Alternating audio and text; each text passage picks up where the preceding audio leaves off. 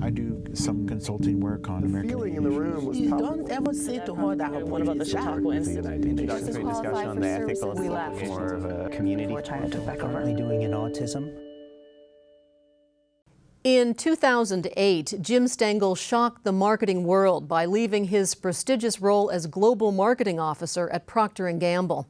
The move was motivated by his passion to explore the belief that ideals shape business performance.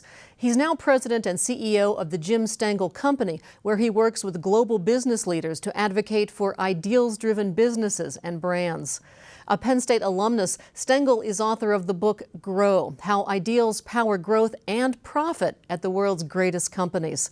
We'll talk with him about why many Americans have a negative view of big business, about what the world's 50 most successful companies have in common, and about his own remarkable career. Here's our conversation with Jim Stengel. Jim Stengel, thank you so much for joining us. My pleasure. Your book is based on the premise that all successful businesses and brands have something special driving them that attracts customers and employees. Some people call this mission or purpose. You call it ideals. What do you mean by that?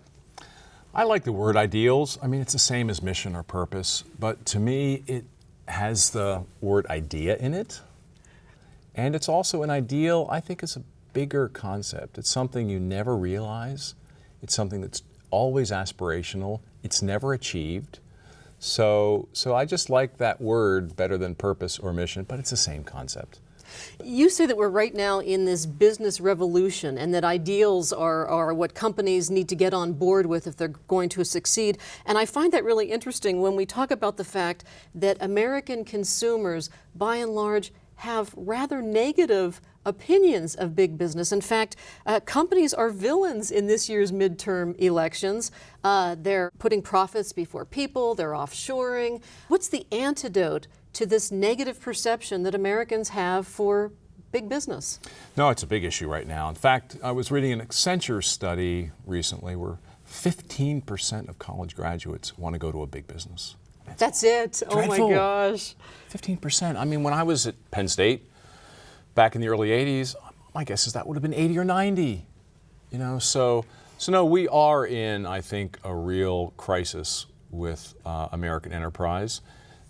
They can only thrive if they're fueled by great people who are working to their full potential, who are working, to achieve a higher ideal. There are ones who are attracting. Unilever's a competitor of Procter & Gamble, where I spent a lot of years. The CEO is a guy named Paul Pullman, set a very, very high ideal for the company, highly involved in recruiting, highly involved in articulating the mission of the company, and they're one of the top companies now that young people want to go to. It's possible, but I think you have to put focus on your mission, your purpose, the impact you're trying to make in the world, and activate it. Well, let's begin with you, because you spent 25 years at Procter & Gamble. You left Penn State with an MBA in 1983, and that was your first job. You were there for 25 years. Why did you leave? And we're talking about the world's biggest advertiser, Procter & Gamble. I had a great time there. I had a great career. I loved it. I worked all over the world, last 7 as Chief Marketing Officer. I did everything I wanted to do, and I wanted to start my own enterprise. And I always had that in my heart and head, and I thought about it for a long time, and it was time to do it. So, and you were influenced by your brother, who I'm sorry to say passed away in 2010. Yeah, he was just the most remarkable human being I've ever met, and just caring, altruistic, humble, smart, and he's still my hero. And I wanted to do a business, and I thought it's time to do it. It absolutely is time to do it. And what you wanted to do was infuse this business with this ideal-driven attitude. Well, I think every great business can state what they're about in a sentence or two. And when I formed my own business, I mean, our purpose is very simple. We exist to help leaders activate an ideal in everything they do. And that's what we work on. And if we can help companies and people do that, we think we will have made a contribution to the world. And that's inspiration for my brother, who every day made a contribution and did it in a quiet, altruistic way. We should mention that he was a physician, a Yeah. beloved physician. Yeah. Your book, Grow, How Ideals Power Growth and Profit at the World's Greatest Companies, has been called a landmark and a brilliant must-read. Tell us a little bit about what inspired you to write it. What questions were you asking or did you want to answer? I've spent 25 years at Procter & Gamble. I observed so many teams. Some were really good and some were not. So I was always curious about what made teams effective. And one thing I wanted to do when I left P&G is study that. What I found from my personal anecdotal experience over 25 years at P&G, the teams that were really effective had a different sense of purpose, a sense of a higher ideal. So how could I codify that, study it, help others discover that, help others do it?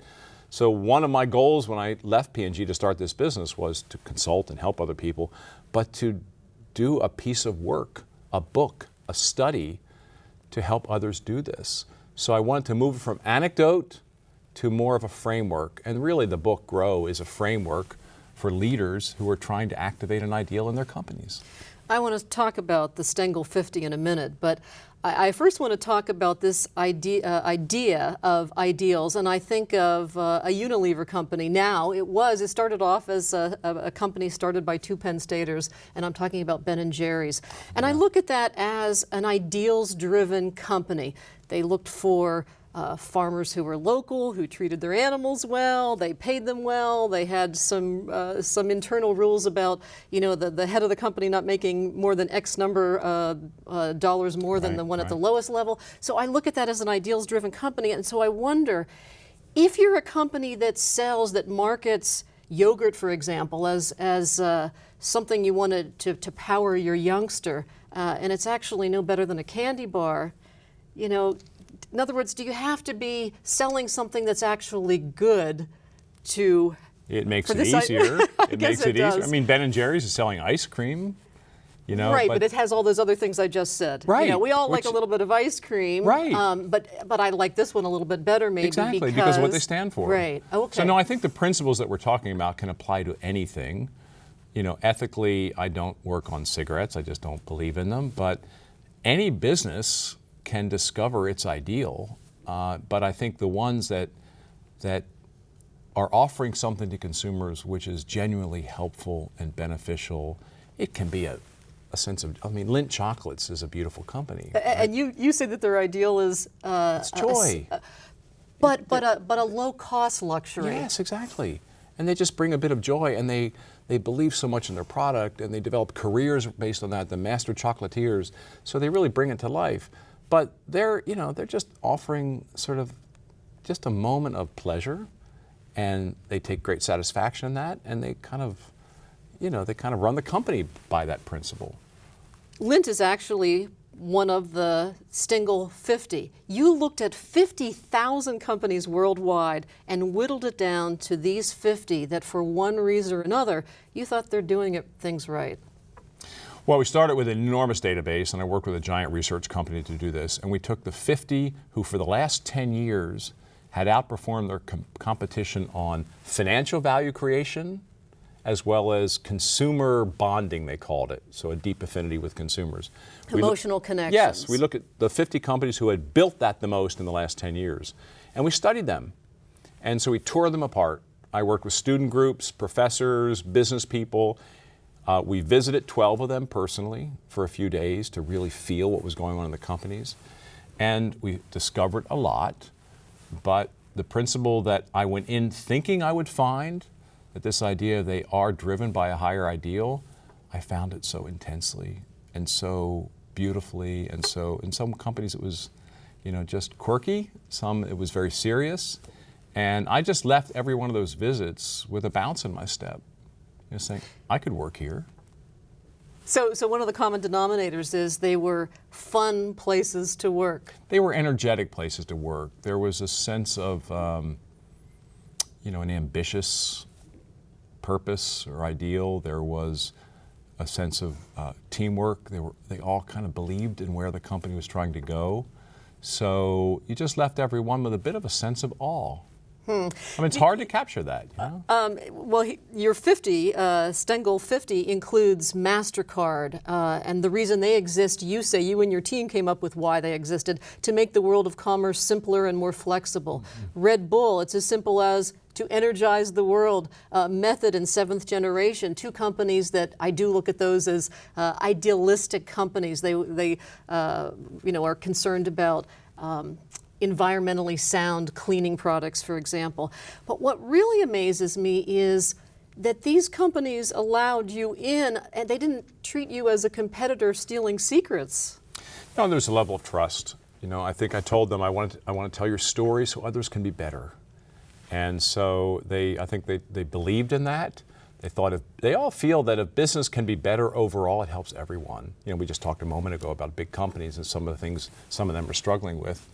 But I think they trusted that I would tell their story well, which doesn't always mean it's all flowers and joy. There are pitfalls. There are issues people face, and we tried to tell those stories as well. Well, that leads me to this. I think back to, I think it was the 70s when a Johnson & Johnson product, Tylenol, had the big tainted pill scare. It was a big case we studied here at Penn State when I was an MBA. Yeah, and they handled it so well. They took the hit, they pulled everything off the shelf. It cost them millions and millions of dollars, but what they retained in the process was trust. And then I look at more recent problems. Chipotle, for example, had a a food poisoning problem, and so did Chi-Chi's. It looks to me like Chipotle is doing so much better than Chi-Chi's did, and I'm wondering why. Well, I think Chipotle, it's a good company, right? Good intentions. I really think they honestly didn't understand what was going on. And so I felt they were responsive, honest. They weren't run by what lawyers were telling them to say. They acknowledged the problem. They shut a bunch of stores down or restaurants, and they were communicating all the way. Now, they took a big hit, and they're not back yet. But they look like they will come back. I think so, because their intention is good. And they weren't hiding stuff. They were really trying to find what was at the bottom of this. And I think people appreciate that, and I think they will be rewarded for that. You say that not only are ideals important, but so is artistry. Artistry is essential, and leadership is essential. How do you find both of those things? The concept in my book that has really resonated, actually even a few years later, is this idea of a brand artist. And I said, you know, most great companies or brands have somebody who is the force behind it. Somebody in the company. It might be the CEO, it might be the founder, it might be the CMO, but it's somebody who does intuitively understand the brand and is charged with bringing it to life. And great companies understand that's not just all science. That's a lot of art and creativity and innovation.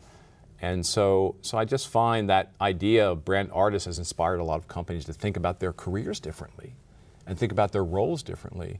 There's one company I visited recently who said, we're just leaving people in jobs much longer because we're valuing their confidence, their artistry, their sense of intuition about what the right thing to do is. They don't always have to check a piece of data. I mean, the data is important, of course, but they have a really good understanding of the customer and the brand.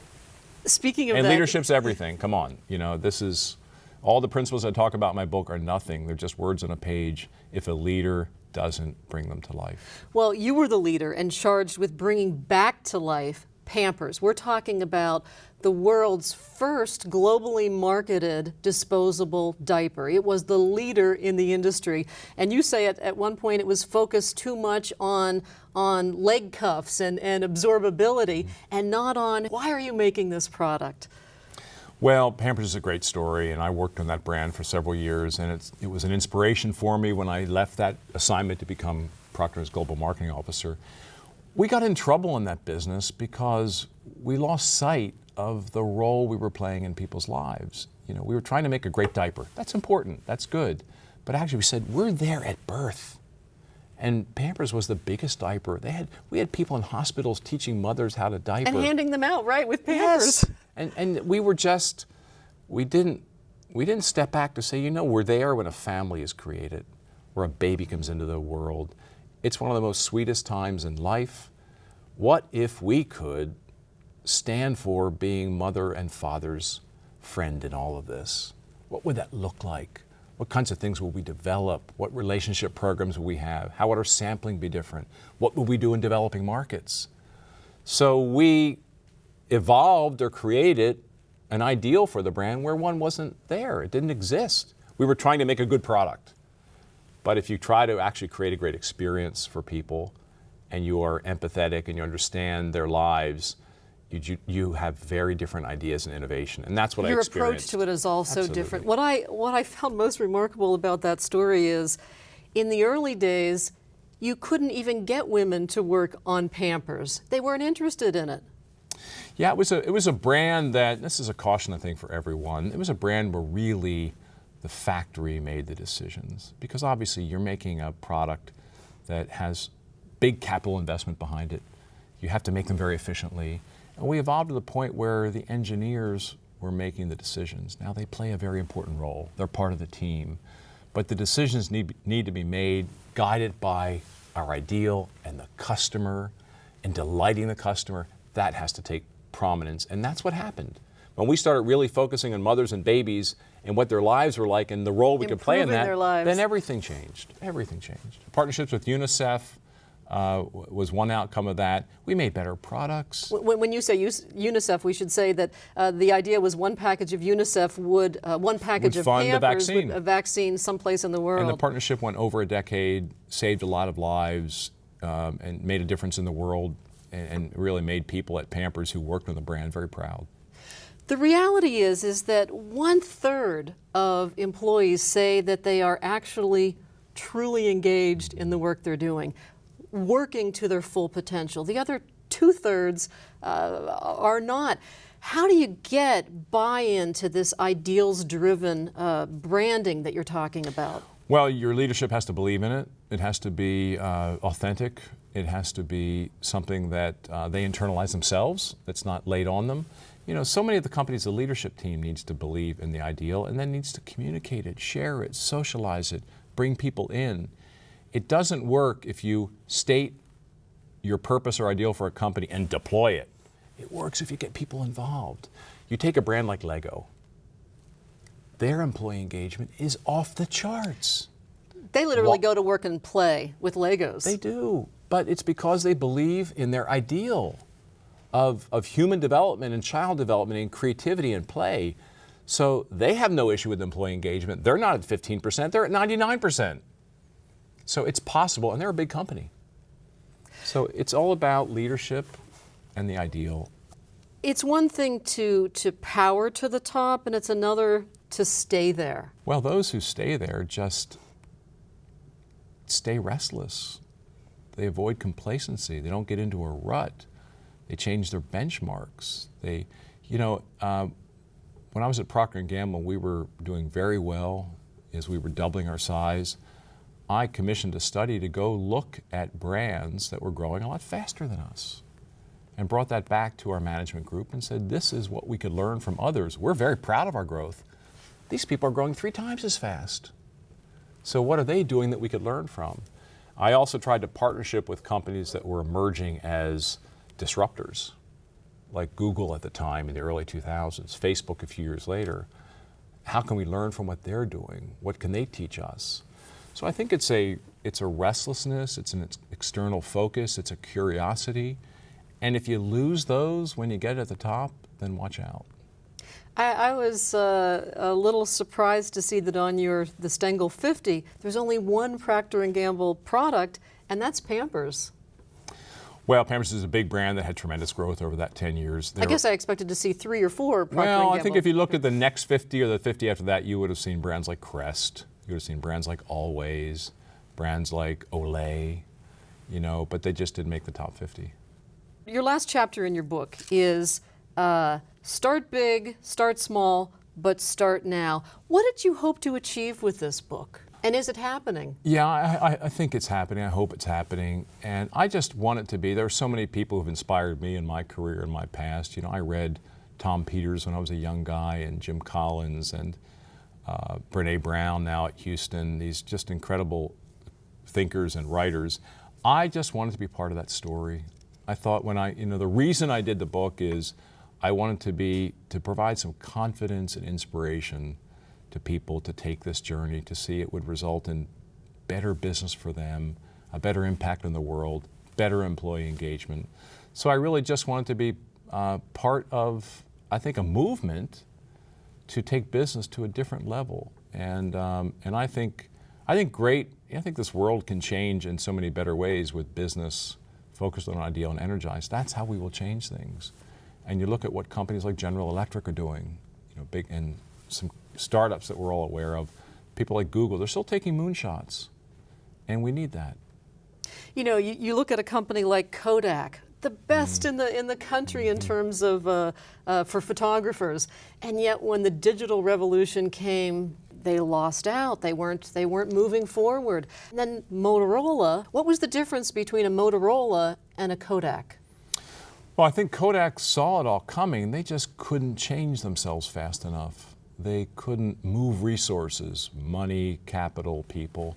I think what you see at a company like Motorola is they had ups and downs too, but they did move resources, they innovated, they sought out new partnerships. And, the company split. Half of it went to business, Motorola Solutions, and half of it went mobile devices, which Google bought. So they split because they serve different customers. So it was a customer-based reason to split. And the company is doing very well now because they were agile. I mean, most of these companies see it coming. They just don't have the courage to move significant resources from the base business to what's emerging. You've said that people are the brand. And so the people you surround you with are absolutely critical. One toxic person can really ruin a brand. What do you look for in an employee? And how important is it that you get that person or people who are toxic out? Well, people are the brand. The brand is nothing more than the collective actions of people who work on the business. I don't care if you're 5 people or 500,000. And the bigger you are and the more complex, the more management has to work on communication and standard setting. Great leaders, I think, do set very high standards and then support people to achieve them. So the key in recruiting is not, you have to be patient. I have been in some companies where they're dying to fill a key job, maybe head engineer, and it might take 9 months. Just because they're Welcome standard. to Penn State. Yeah, right. That's the. Well, it's about getting you have a standard for who you're going to bring in. They need to have the right competency and the right character that fits with the culture and believes in what you're trying to do. And you should not relax that, because when you do, and I've seen it so many times, and we've all been guilty of it, when you relax that, you hire someone, they're not working out, it's a mess. It's not good for anyone. Getting back to this idea that we're in this living in this era of higher ideals, that there's this business revolution, what does all of this mean to the consumer? I can see where business folks would be intensely interested in this, but why should I care as a simple consumer? Well, you should care because there are still things that can be massively improved. And I mean, we have big issues on this planet, right? And I think businesses will help solve it, and life will be better for you and your children and your children's children. So I think that's why we care. And I think at the end of the day, great businesses have a great concern for their consumers and a great empathy. I was visiting Ben Silverman at Pinterest about a year ago, and great company, great startup, great, just a whole great concept. And I said to him, "What's your greatest fear?" And he didn't say to me that we don't get our next round of investment or we don't get a big client. He said to me, "I just never want to disappoint someone who loves our brand, a consumer who loves our brand. I never want to disappoint anyone. I want to stay ahead of them." I'd bet on that company. In fact, you're doing something, you are now looking at, your next book project is looking at the old standards, the old companies that have been around for a long time, and the startups, and maybe putting them together. And that actually makes me think of Lady Gaga, and who's she singing with? Tony Bennett? Tony Bennett. Sure. No, it's all right. Look what that's created. Same idea. Yeah. Same idea. Hey, maybe there's a title in that. No, we're looking at companies that are more than 100 years old, and we're looking at startups. And not only what they can teach each other, because there's a lot they can teach each other, but who's working together well, and why and how, and what's the result of that. And I got very curious about this because when I was early in my job at P&G as global marketing officer, I saw this little company out in California called Google that was about 100 employees. I thought there's something going on there. So I went out and I formed a partnership with Google, and they taught us so much about speed and agility and data. And are they willing to share? Of course they are. Okay. Of course they are. I mean, we were a potential client, which is one reason. So, and we taught them about managing a portfolio and leadership development. So I saw what can happen with a true partnership where you share common goals, you develop trust. So why aren't more companies doing this? And I think so we are not just looking at what can they learn from each other, which would be a good book. We're really looking at what does it take to make a breakthrough partnership. And when can we expect it? Well, it's due to my publisher in January. So I would say middle to late 2017. So are you having fun every day? I have a blast.